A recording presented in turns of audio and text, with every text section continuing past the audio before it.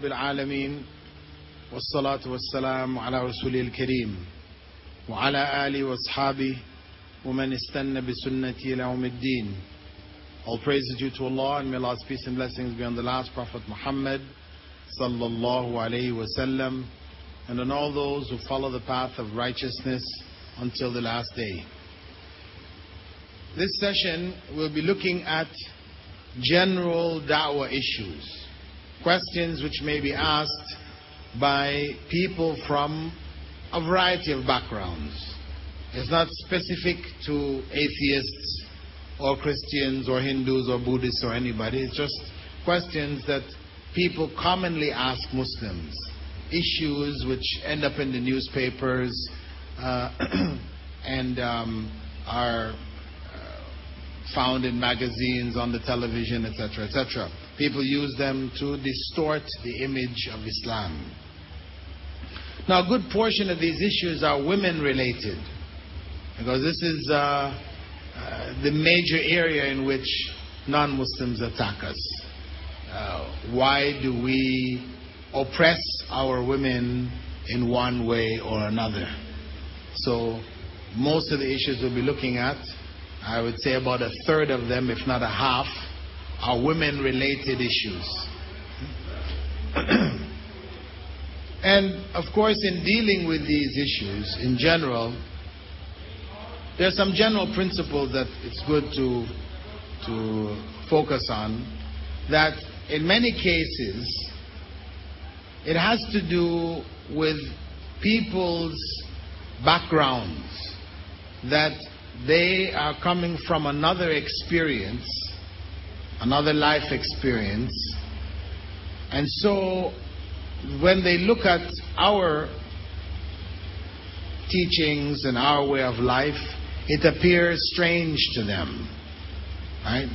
Because they have established another norm. So a lot of times you have to just clarify for them, saying that, well, you know, this is a difference in how you were raised. You know, you have a different point of view. Well, we have a different point of view also. And there is reason for it, you know.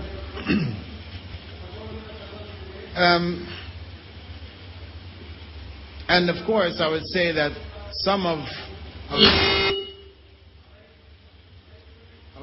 a good portion of it involves clarifying that where Muslims may be doing what you are accusing us of, this doesn't mean that it is Islam. As a general principle, we can use the phrase that Islam is not what Muslims do, but what Muslims should do. Islam is not what Muslims do, but what they should do. In other words, you don't judge Islam by what Muslims do, but you judge Muslims by Islam. Now, the first of the major topics, as we introduced it previously, was that of polygamy. That Muslim men are looked at as being polygamists. They are promiscuous. You know, they have 4 wives. That this in some way reflects on Muslim society as being hedonistic, involved in sexual pleasures, and this is the image that is commonly portrayed. The Muslim sultan, you know, lying on the couch with women dropping grapes in his mouth, his harem is out there. You know, this is the general kind of image that is, you know, presented of the Muslims and their many wives. So, it is important for us to clarify for them that Islam did not introduce polygamy. Islam didn't introduce polygamy. Polygamy exists everywhere. Everywhere in the world. In every era. In every society, polygamy exists. Don't think it's just Muslims that are polygamous. No. Even with your own statistics here, Dr. Zakir Naik collected them. Statistics on polygamy here in India, where polygamy is not even permissible amongst the Hindus. More Hindus are polygamous than Muslims. Okay? What is that telling you? So, you can show them these statistics and that can end the conversation right there. But, further, as I said, polygamy is a part of human nature. The nature of males in general. And that's why it is found everywhere in the world, every age. The ancient societies of the past, they practiced it. Monogamy was not practiced anywhere. However, in Greece and Rome, it was the law. Right? The law was monogamy. However, both Greek and Roman societies had more than 50% of its members slaves. And the free Roman citizen or the free Greek citizen could have only one free Greek or Roman wife, but he could have as many concubines from the slave population as he wished. So is that monogamy? No. It wasn't monogamy.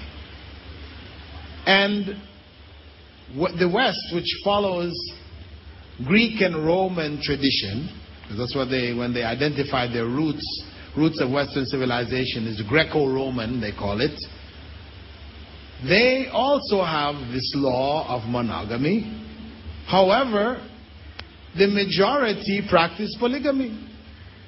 That yes, the non-Muslim male in America, Canada, UK, France, Germany, these males, Spain, etc., they have one wife.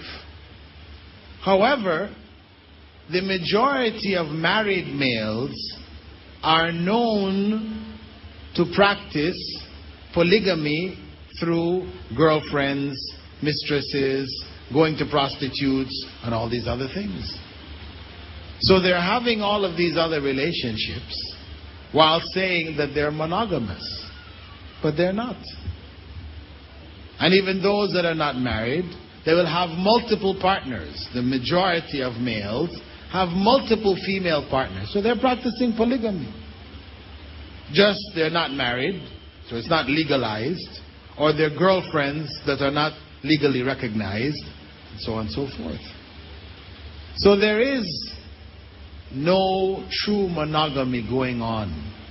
There is more true monogamy in the Muslim world than there is in the non-Muslim world.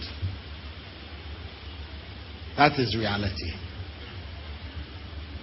I mean, it's not to say that Muslim men, there are not some who commit fornication, adultery, and these things.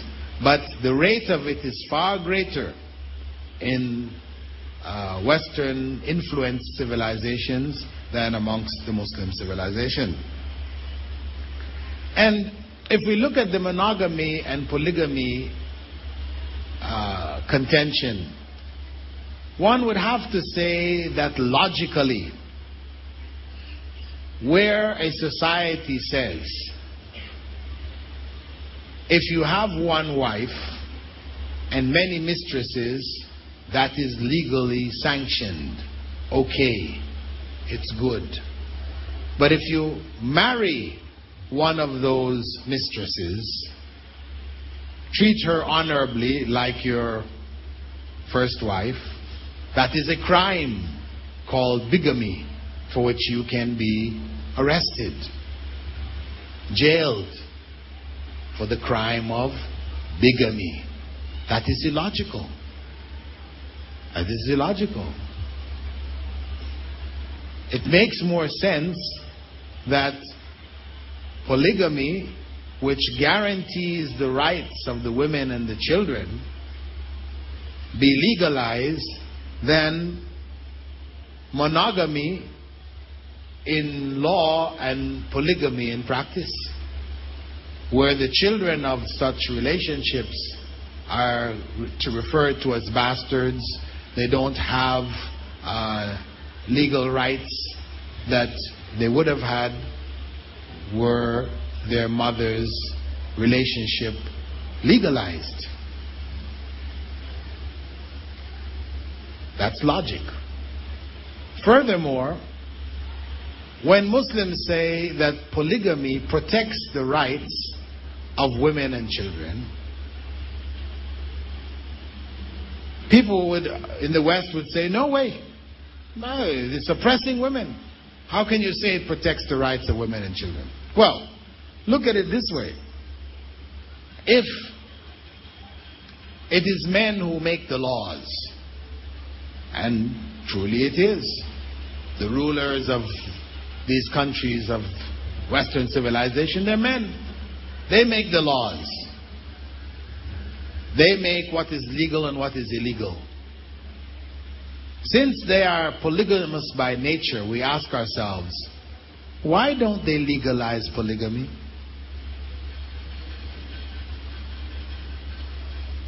What's the answer?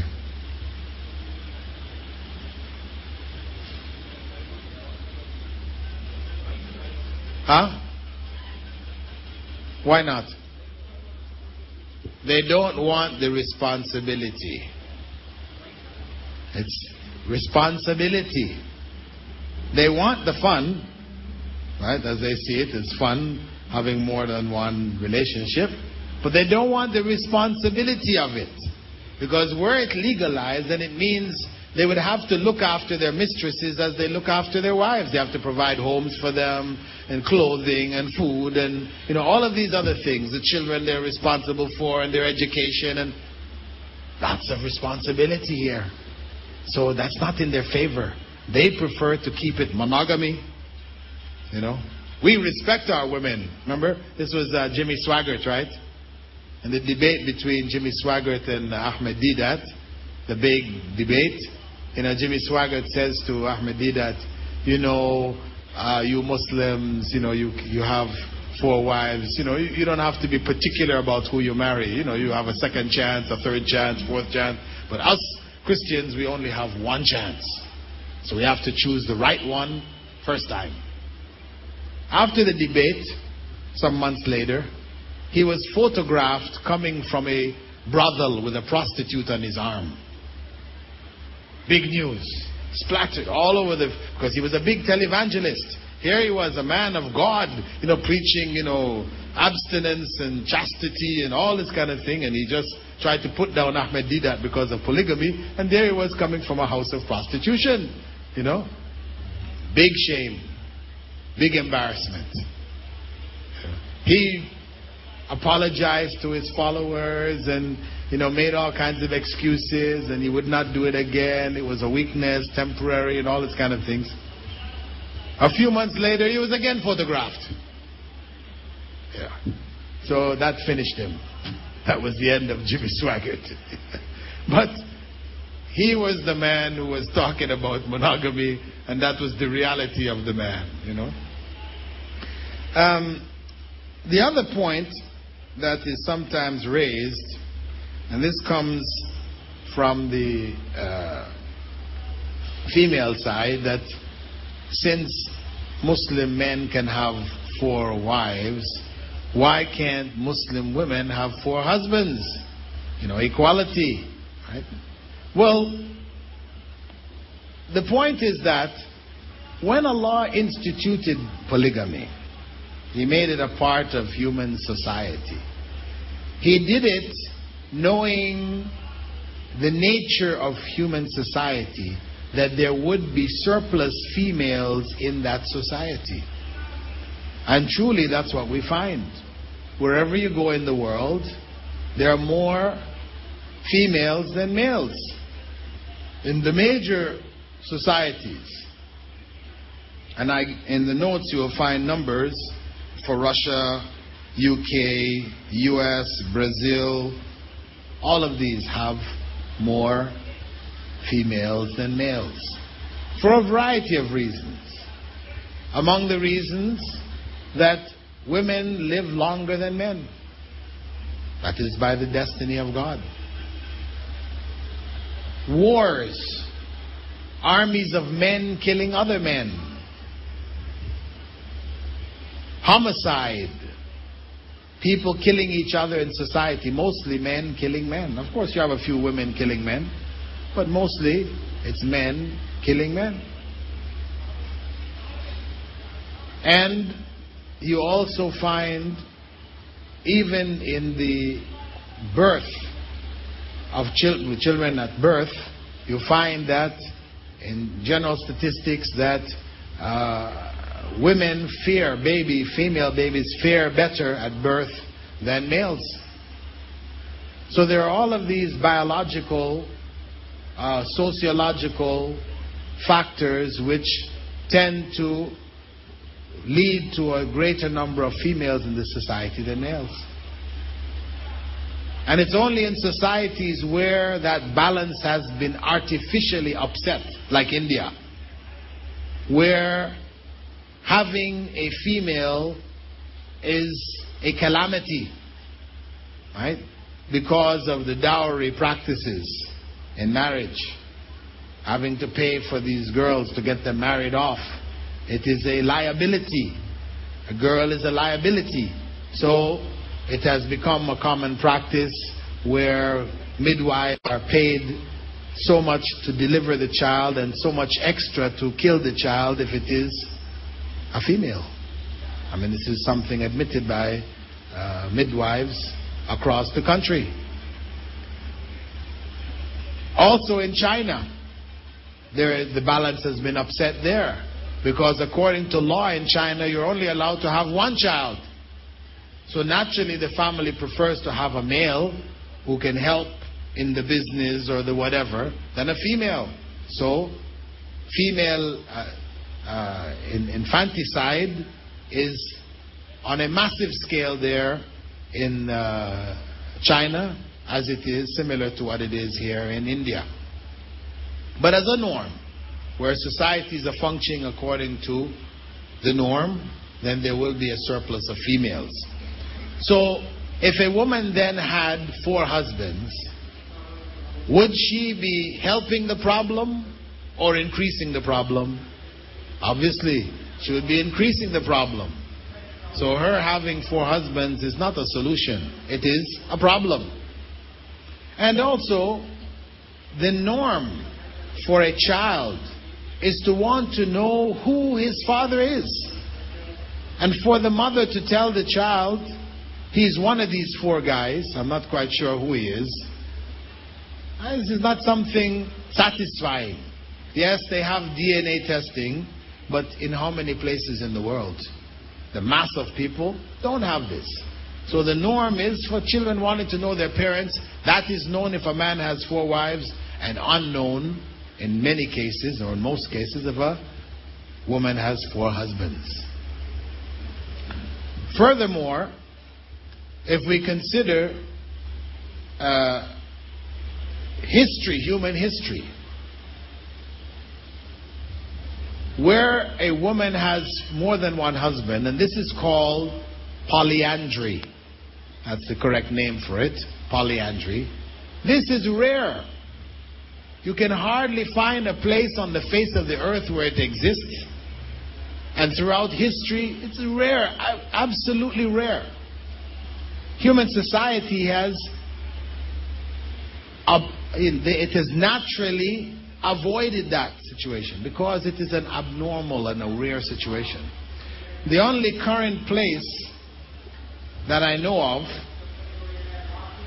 in which polyandry is practiced, does anybody know? Huh? Nepal. It's practiced in Nepal. I didn't know that. Anyway, I mean, as far as I know, you have evidence for that, or this is just, huh?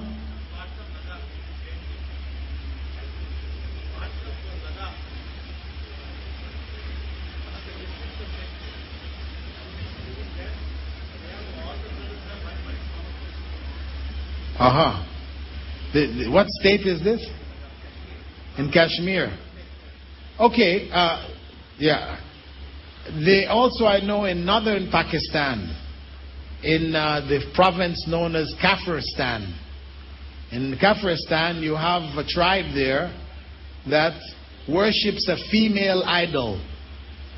And the females are fewer than the males, and they have more than one husband. So it's a rare thing. Rare. Anyway, the other point to note with regards to polygamy is that it prevents the spread of diseases, these sexually transmitted diseases, where people are sexually active. It keeps it within a particular family and not spreading it. Where people are promiscuous with no marriage bounds, then this is where it spreads. It's in these societies of promiscuity where polygamy is not practiced, where it spreads. There are two other questions that are commonly asked. One is that why does Islam permit something which is harmful to women, harmful to their feelings? Because virtually no woman will tell her husband, go take a second wife. I'll help you find a second wife. That's an angel. That is, no matter how well the sisters know Islam and they know, practicing everything, if the brother mentions second wife, anything but that. Right? So we know this is a norm, and this is natural. And I'm not saying I blame sisters for it, because the wives of the Prophet ﷺ were jealous also. They tried to sabotage some of his marriages and things like this. If you read in the lives of the wives of the Prophet ﷺ, it happened. So we know this is a natural thing. So a woman normally is not happy. In fact, her feelings are hurt if her husband takes a second wife. So why would Islam permit something like that? If we say Islam, is about what is better, what is good, what is beneficial, why would it permit something which hurts the feelings of women? Probably because of the polygamous nature of the man. If he wants to go have an affair outside marriage, it's preferable for him to have a second wife than the wife to know that the husband is going out and having an extramarital affair. Well, if you ask the average first wife, she would say, I prefer my husband to have an extramarital affair than have a second wife. But if she's really God-fearing and having taqwa, I don't think she will do that. Well, let's say we think the best and say she shouldn't. She shouldn't. But she might still express it anyway. But anyway, the point is that, as you said, Allah looks at the greater good. That if there is a greater good for the society as a whole, which involves some harm, a minor harm, to elements of the society, then the precedence of the greater good is given over the minor harm. The welfare of the society as a whole is looked at as being more important than the individual needs and desires. Right? This is the principle. That's why, for example, alcohol is prohibited. Though some people may drink alcohol and never get intoxicated. So it doesn't harm them in that sense.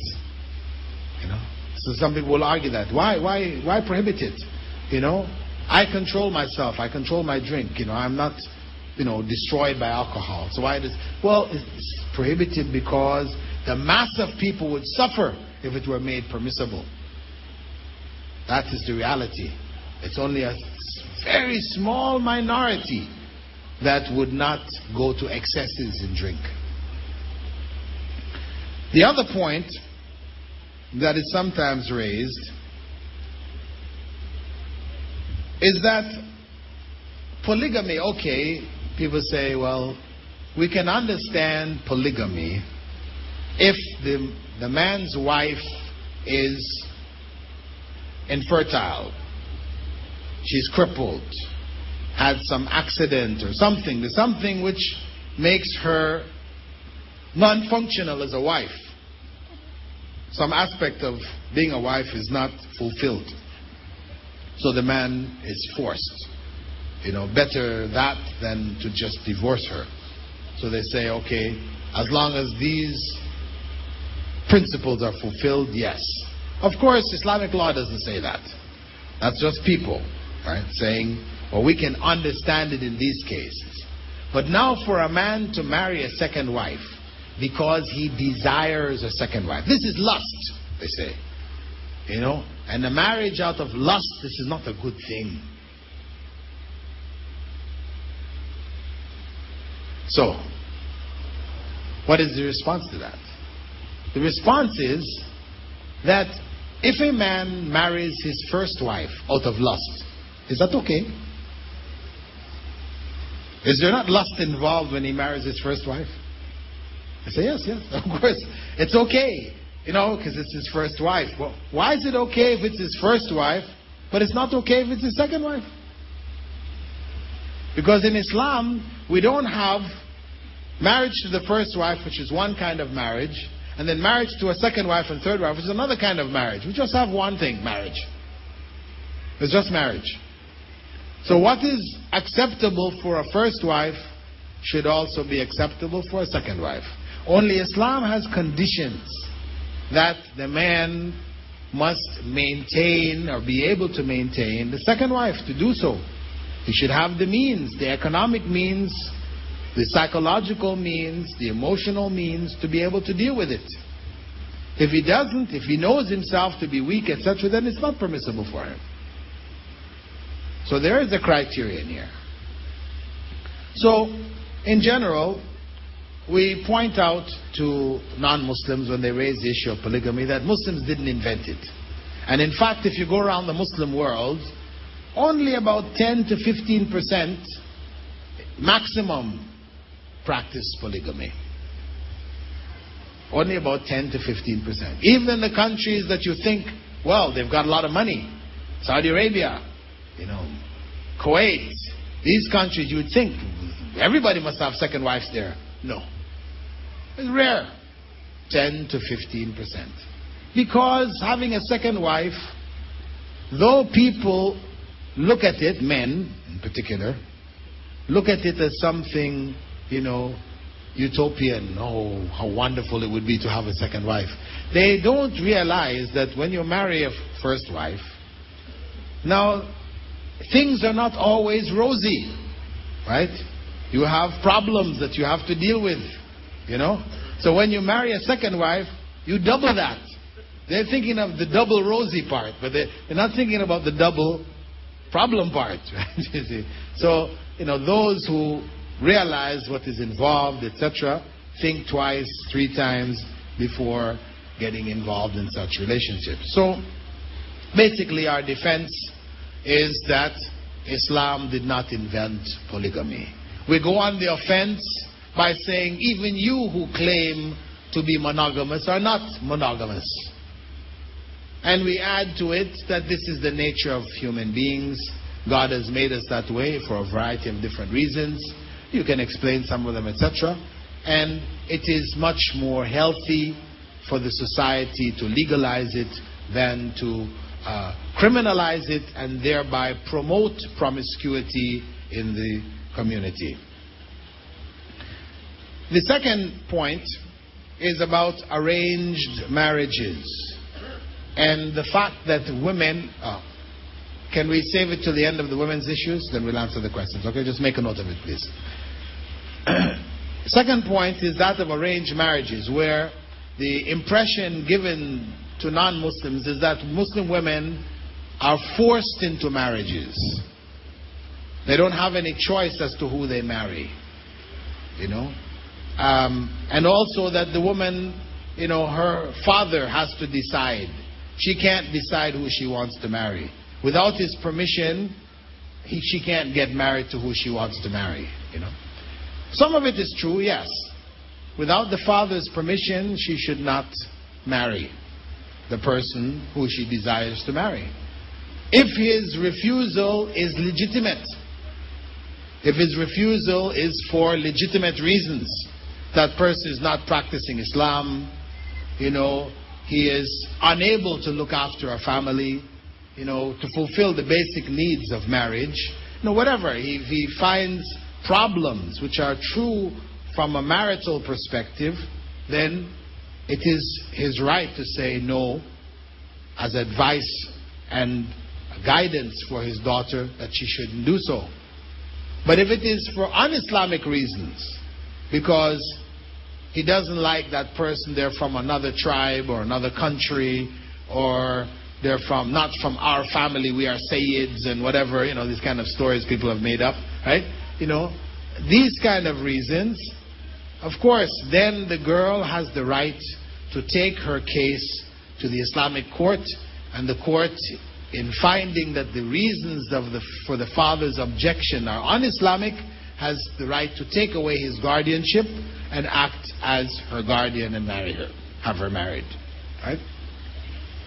The other point in terms of forcing them into marriage, of course, Islam does not permit it. The Prophet ﷺ had said, the permission of virgins should be taken, and their silence is their consent. Their permission should be taken, but their silence is sufficient to indicate consent. So it is for the woman to speak up. If the father is insisting on something, she should speak up and say, no, I don't want to marry this person. But we have to ask ourselves, why is it that Islam has given the father such a position of authority to find a husband for the daughter, etc.? In societies where women are free to move about and deal with men as they wish, especially in Western civilization, where women and men are kicked out of the home once they reach 15 or 16, they're on their own, having to look after themselves. Well, the idea that the father is going to tell the young lady who she's going to marry is ludicrous. They laugh at this. They think this is really insane, But that is because of their culture.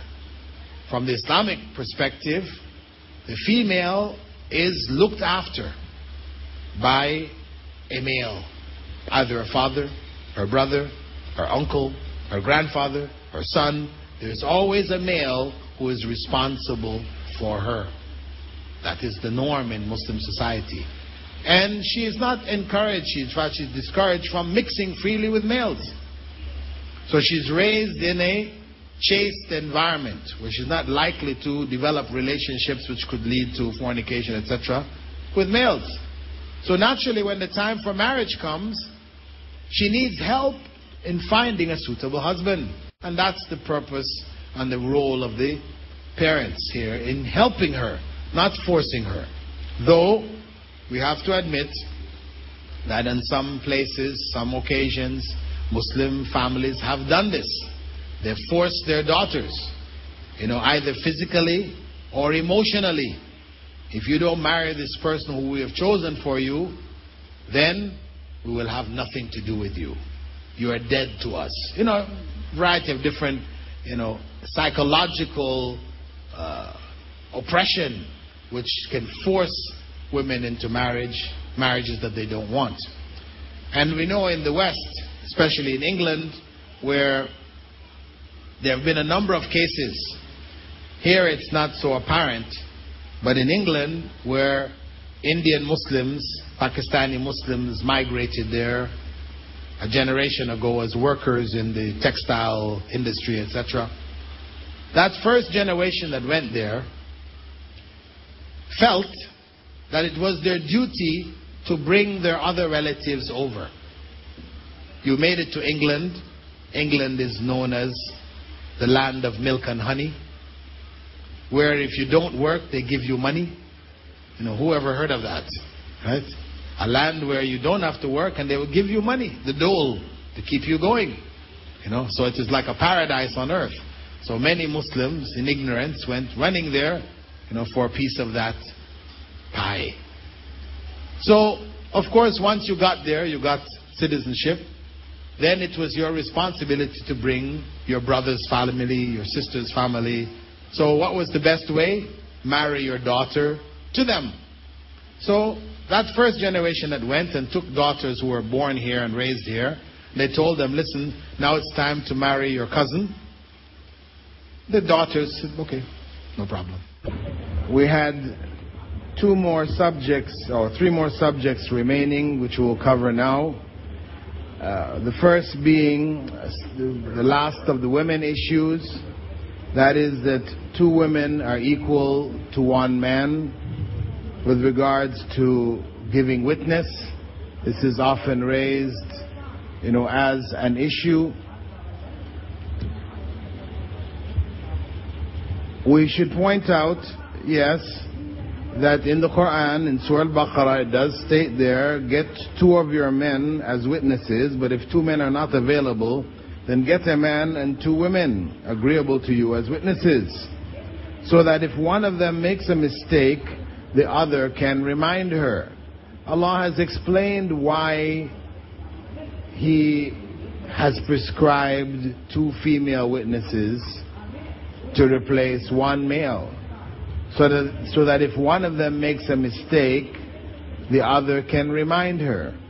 So this is taking into account the roles of males and females. Take into account the roles of males and females. That females, generally speaking, are responsible for the home, looking after the home, raising the children, preparing the food, cleaning, etc., things which are related to the home.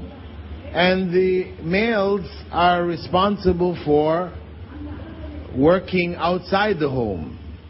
They're the ones that are responsible to set up businesses, etc., etc. So, as a whole, men will be familiar with business dealings, monies which are owed and monies which are to be paid, calculations, etc. They're familiar with numbers and the things connected to numbers and business. So if they are to witness something, a business contract, then the likelihood of them remembering the details of the contract will be greater than a woman who is not normally involved in this. So it's just taking into account that norm.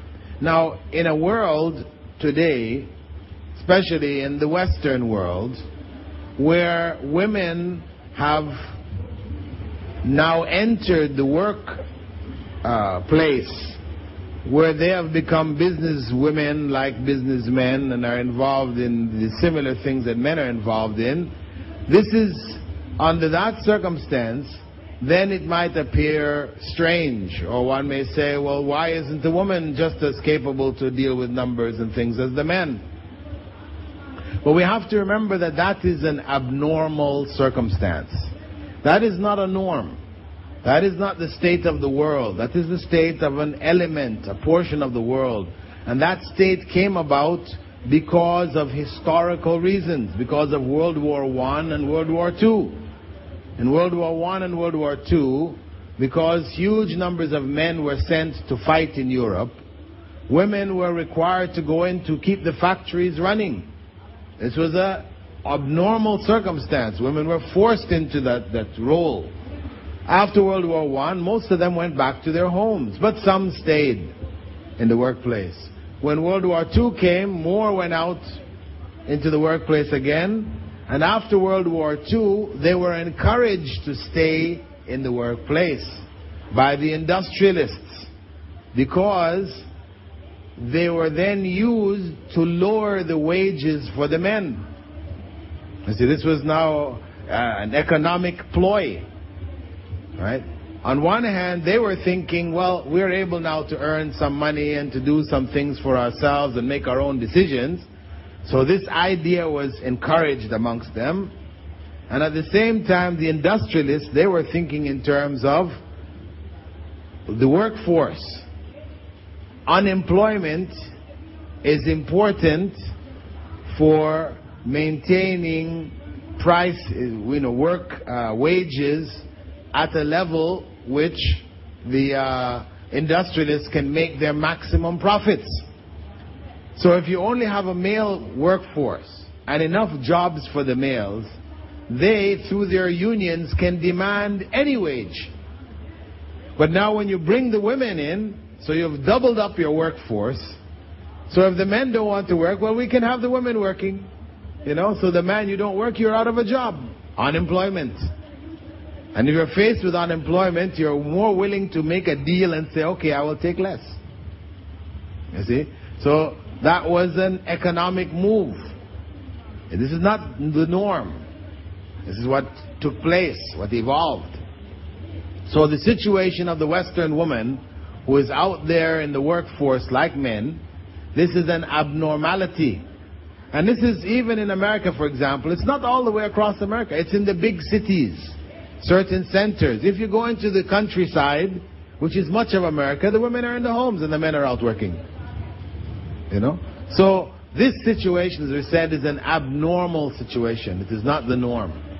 So when we are going to look at this command in the Quran, we have to look at it in the context of the norm for human families. Right? So the purpose, as we said, was basically to help women who may forget, due to the fact that they're not dealing normally with the business affairs, remember whatever the deal was. Men were not required to do that because of the fact that they were experienced in that field. Now, there is something else concerning women too that they have noted, that women tend to be accommodating. They tend to be accommodating. Men tend to be more rigid in their positions. There was a show on television called Candid Camera. I'm sure you probably heard of it or whatever, Candid Camera. And they did an experiment, right? I mean, it was for the show. They had a person point to a building in the distance and ask people how high they thought this building was. Right? They would ask women, say the building was 700 feet high. They would ask a woman, passerby who would come by, they would ask, how tall do you think this building is? She would look at it and she would say, maybe around 700, 800 feet. And he would say to her, are you sure? Isn't it closer to about 300 feet? And she would say, well, maybe it's around 5, Well, are you sure it's not closer to 2 to 300? She said, yeah, maybe 4. And after saying it, she would end up coming down to 300, agreeing with him, right? That women not wanting conflict, right? Preferring to accommodate what was, a more, you could say, acceptable opinion to the other person. That is the nature of women, to accommodate, right? When they ask the same thing with a man, the man would say, I think it's about 800, for example. They say, are you sure it's not 5 or 4? He would say, no, it's 8. Are you sure? Are you absolutely sure? Maybe it's closer to 3. He would say, no, it's 8. He would stick on his opinion. He wouldn't change it, They found they did this with a number of people, and it was just consistently the response. This was a consistent response. And that goes back again to the nature of the women. That a woman, for example, may have an idea in terms of what the contract actually was, but somebody else can tell her, well, maybe it really wasn't that. Maybe it was something else, and, she might accommodate. You see? So at least with two women, they're going to support each other, on that point, who have witnessed it, right? The other point to note is that, as a clarification that this is only in the area of male expertise, in the case of breastfeeding, where a woman gives witness that she has breastfed a man and his wife, she is a single witness, that is enough to nullify their marriage. Her single witness is enough to nullify their marriage. So it is not across the board. Every time you need 2 female witnesses to equal 1 male. No. In that area, because she is the expert. Who knows best who breastfed these people? So if she gives that witness as 1 witness, that is enough to end their marriage. And it happened in the time of the Prophet ﷺ.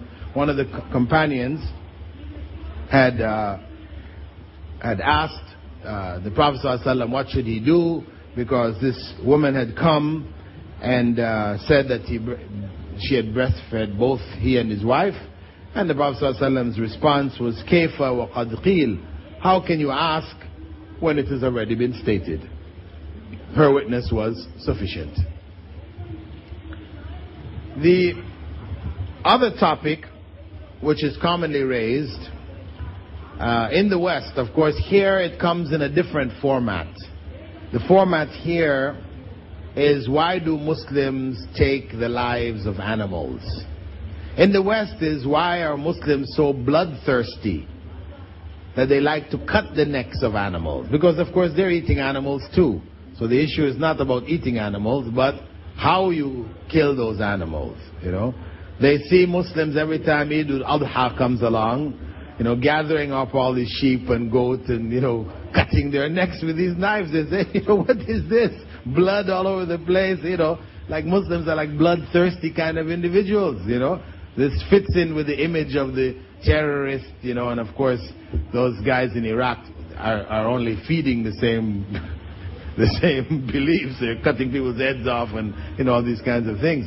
So they raise this issue that, you know, the way that we kill animals is so cruel and you know, and harsh. So in terms of their argument, one can point out that in fact Western methods, which are supposed to be more humane, right? They're supposed to be more humane. These methods are in fact far more painful, far more inhumane, because they, in most cases, they will either electrocute the animal or club the animal into unconsciousness. Right? This is their main 2 methods: electrocution and clubbing. Right? For smaller animals like chickens, they dip their feet in waters. They put them in conveyor belts with their feet hanging down. And then they dip them all in water. They electrocute the water. They're all zapped at the same time. And then they take them along and cut their heads off. Right? So they say they're unconscious when we're cutting off their heads. So they don't feel anything. But we say to them, you had to electrocute them to make them unconscious. Is electrocution a pleasant experience? No. It's a very painful experience. Anybody who has been electrocuted, you know, knows it is not something that you would wish for anybody. And even the people who are against the death penalty, they fight against the electric chair because they consider it to be cruel and unjust punishment. Similarly, what they do for the bigger animals is they have what they call stun guns, right? Guns which have a piston. Instead of a bullet coming out, there's a piston which comes out and it's spring loaded, so it comes back inside of the gun, so you can use it repeatedly. But that piston comes out, it hits the animal on the side of the head, and the animal goes unconscious, and then they cut the head. But this is like somebody taking a cricket bat, right?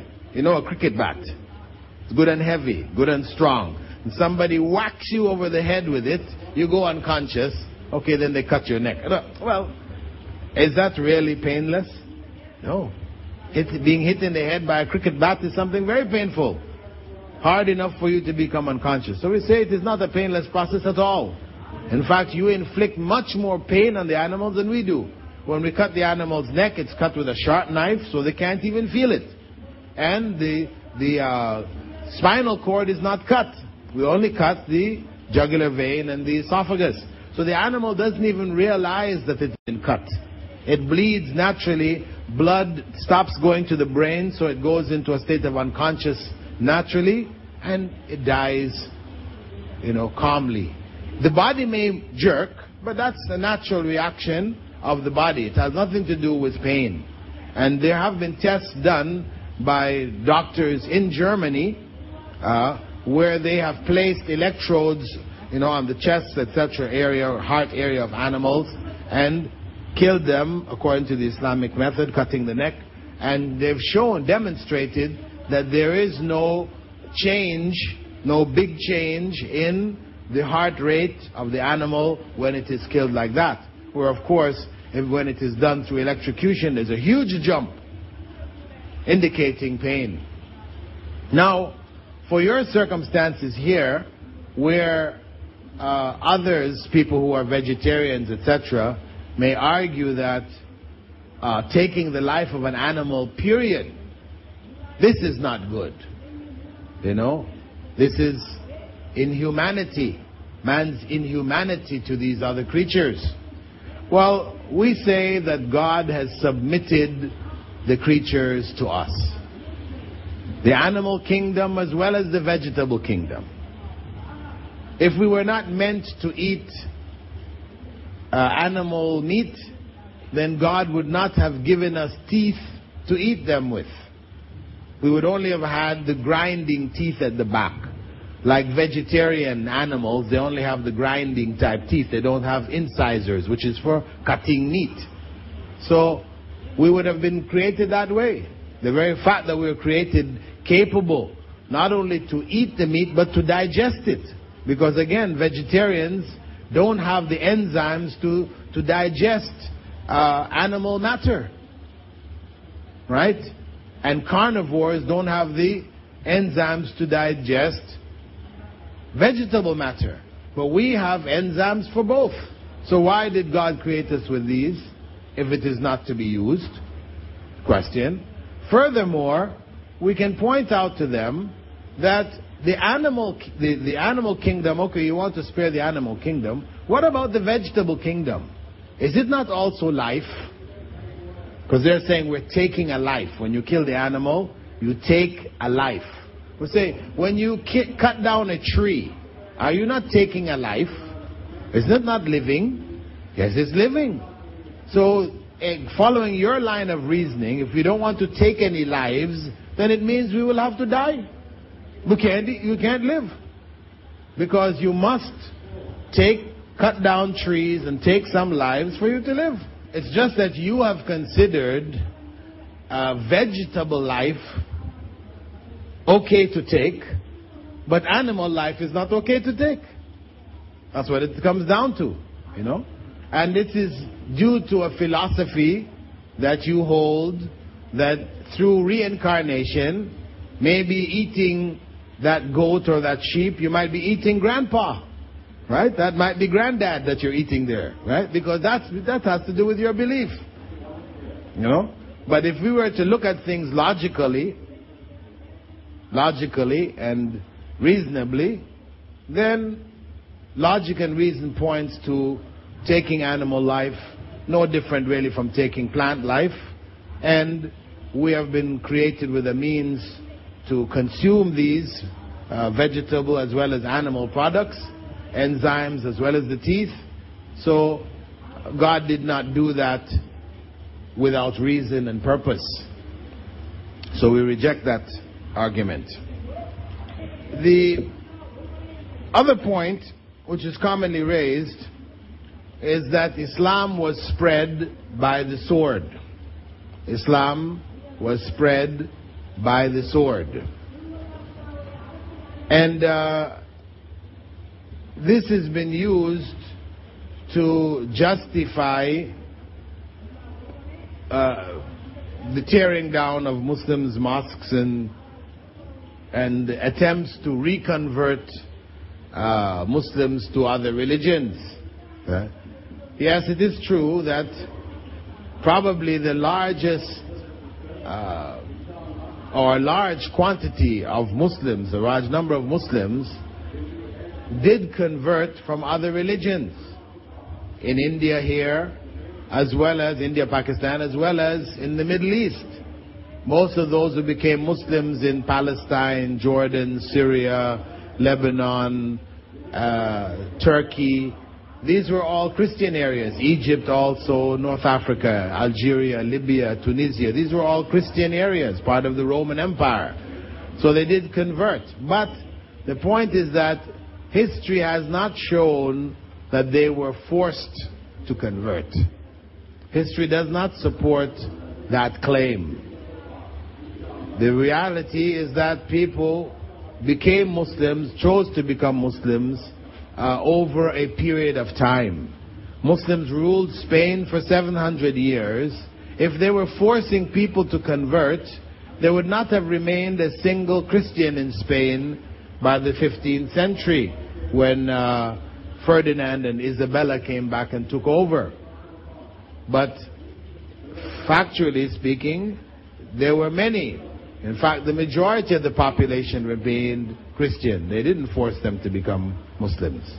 Similarly, if Muslims were forcing Hindus to become Muslims in India after 1,000 years of rule, Muslim rule, there wouldn't have remained a single Hindu in India if they were forcing them. It's not to say that maybe some forcing didn't happen in some place, somewhere, sometime.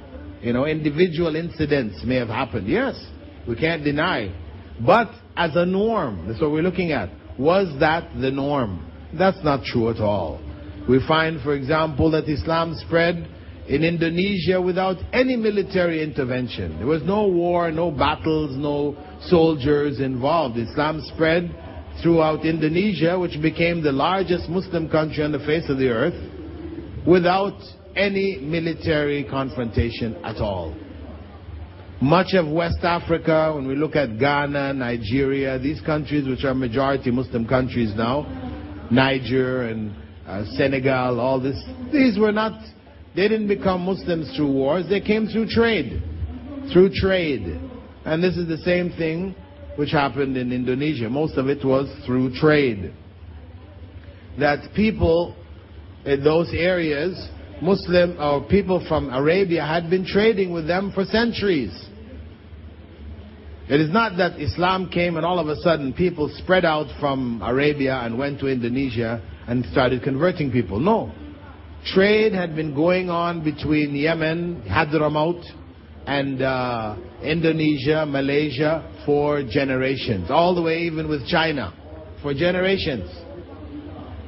What happened was that when those traders became Muslims and they were now bound by Islamic rules, their mode or method of trade changed. We know in trade that for you to be a successful businessman, basically you trick your customers. That's what you do. That's why the Prophet ﷺ said, "At-tujjar humul fujjar." The traders are corrupt. One of the most corrupt elements of the society. Because trade breeds corruption, you know, unless people are particularly careful. So the successful, those successful traders, those who are highly successful, they are that way because they deceive their customers. Either by selling them an inferior product for a superior price. Right? That is one of the common methods, right? You know, or by fooling them into thinking that what they're buying something which they're not actually buying. You know, there's different levels of deception. The highest level is where you trick somebody, they buy thinking they're buying something which turns out not to be that thing at all. Right? Or they do it by hoarding, you know, necessities where people have basic necessities that they need. They hoard until the prices go up and then they release it on the market. You know, and this is why Islam prohibits hoarding, because it's exploitation of people's needs. So what happened is that these traders, who prior to Islam, they were using the standard, deceptive trading techniques. After becoming Muslims and being prohibited from these methods, now they came to trade with a different attitude. When they were trading their cloth or whatever, they would tell them, this is not good quality, this is a better quality. Or if you're looking for so-and-so, you can find it with such and such a person, The people were shocked. Why would you tell us? You never used to tell us before, It's your loss, because obviously I'm not going to buy it from you if you've told me that there's a defect in it, right?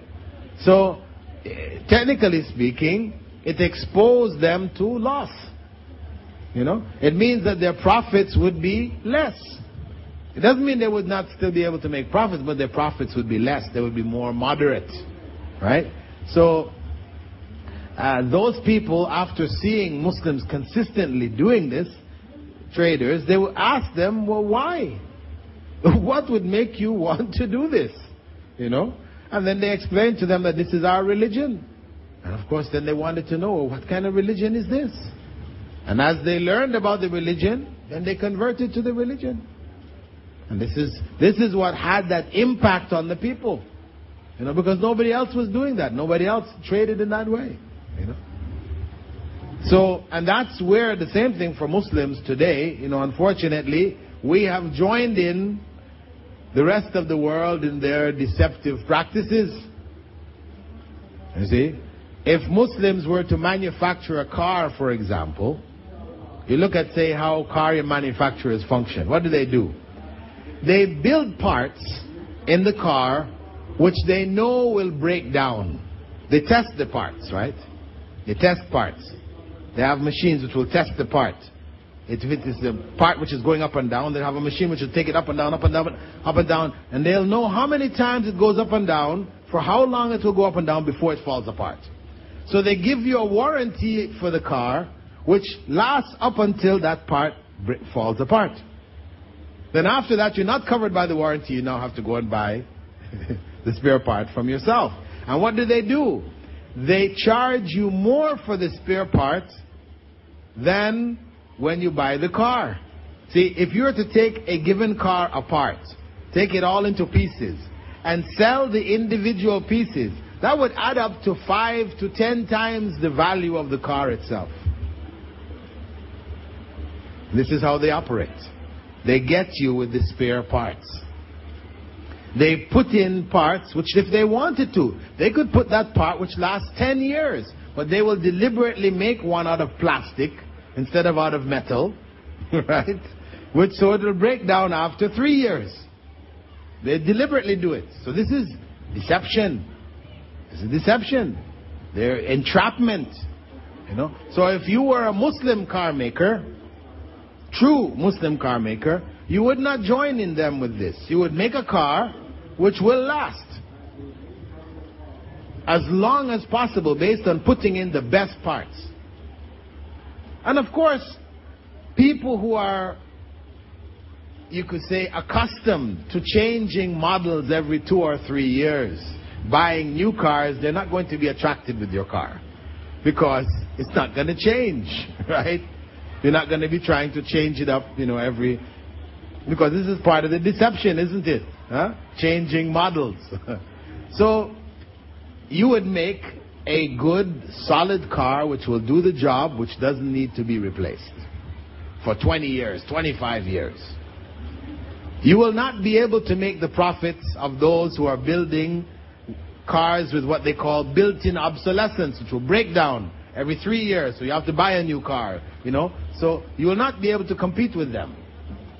But you can still sell a product which people who value a good, solid product, they will buy it. Who don't want to be changing cars every 3 years, every 2 years. So there is a market there. And that's how Muslims would make their mark. I'm just giving you an example of cars. It could be in all of the fields. Because of the fact that we are net consumers, we can't even think about that. We just consume. We can't compete with the world market. We could actually, but we choose not to. Because we have been enamored by, through the media, the Western lifestyle with all of the things that comes with it. So we can only be consumers and not producers.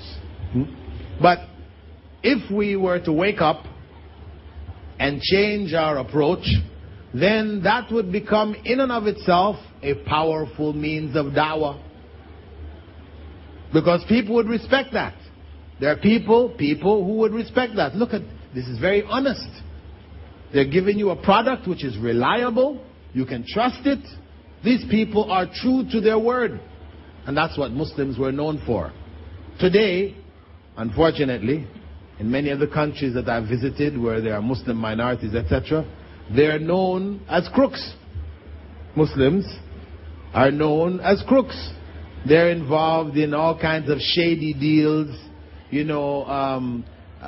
paying off this one and that one and importing things that they shouldn't be importing. And, it's all this kind of shady stuff going on. And I'm sure you're familiar with it. I don't have to talk about it here in India, But Muslims are known for that. It's a shame. It's the total opposite of what we're supposed to be known for. So, in general, as we said, if we look at the state of the world, the vast majority of people who came to Islam did not come in by the sword. They have come in through conviction, through having seen what Islam has to offer and being convinced that it is a better way of life.